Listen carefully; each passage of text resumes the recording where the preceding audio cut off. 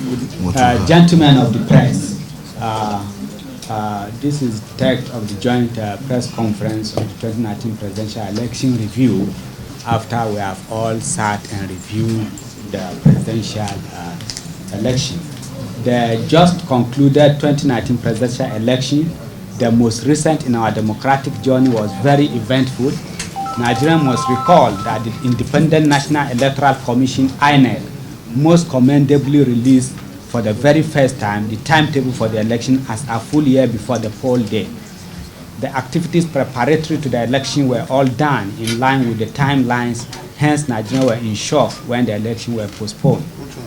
The event that avoided the shift on INEC, we later discovered, were due to sabotage and political manipulation, which were prompted by politicians to gain undue advantage in the election. We, however, applaud the proactive leadership of Electoral Commission for taking the best decision in the interest of the nation to shift the opening polls and conduct of the elections. For us, who were direct participants in this election, and with the information we had, we felt the election was impossible in 7 days. Hence, it was a major pull for INEC to have conducted it that time without any major hitches. In the build-up to the election, we as presidential candidates on other political parties had several meetings with INEC.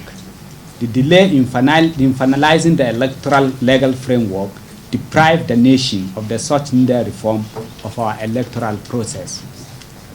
The needless controversy over the INEC server will have been lawful, as it will have been mandatory for the Commission to deploy the server.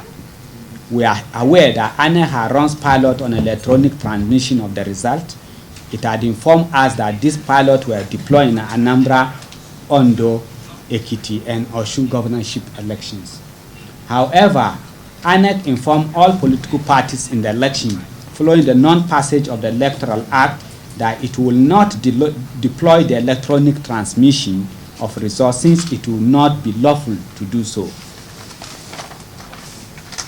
We must inform Nigerians now that the People Democratic Party was represented in those meetings, and we do not know why they are hitting up the politics with the server story.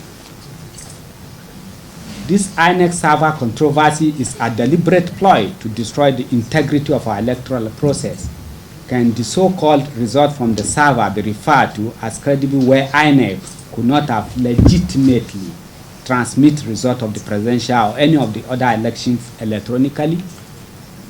Gentlemen of the press, having gathered as presidential candidate and political party leaders, we thoroughly x-rayed the 2019 election, the unfavorable and hostile environment the election management body operated under, and the extant law under which the elections were conducted, have come to the emphatic conclusion that the INEC performed creditably well, and we hereby unequivocally reaffirm our confidence in INEC for its performance against all odds in the conduct of 2019 general election.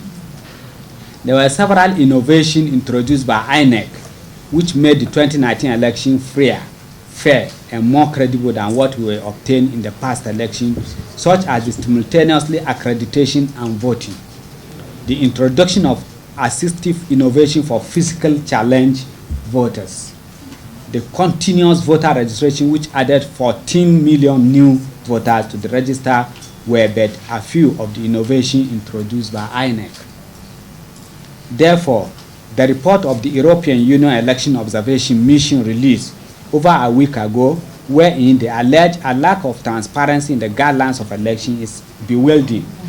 With all due respect, the EUM is left to Nigerians to decide how we conduct our 2019 general elections.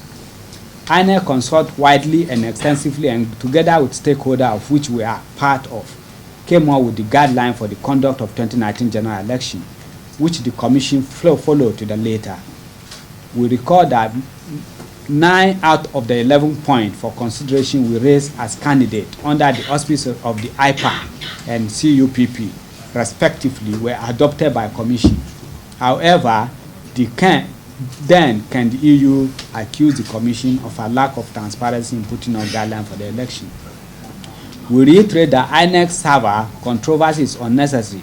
It is a plot to discredit the election as political parties never agree with INEC in any of the several pre-election meetings. That result will be transmitted electronically. Parties agree on a lot of issues with the commission, and those were implemented in its worrisome that only one political party out of several and different on the presidential election, while at the same time praising its romance on the other election, especially governorship conducted by the same INEC.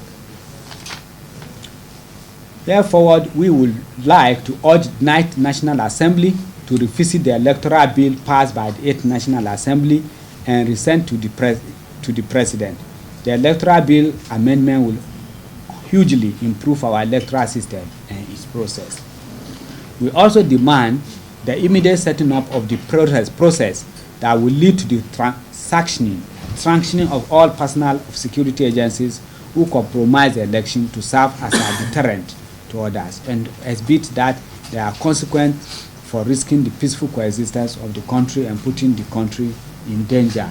And at this junction, we call on the 9th National Assembly that they should look at the bill proposed for electoral offense, which when I was chairman of Interparty Advisory Council 2012, we sent this bill to the National Assembly. It should be considered so that people could be brought to book.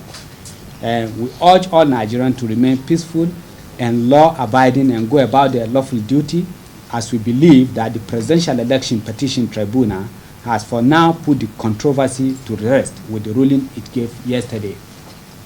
Let us support our electoral system to make it better and secure the right of Nigerians to freely choose their leaders. Thank you, gentlemen of the press, for coming.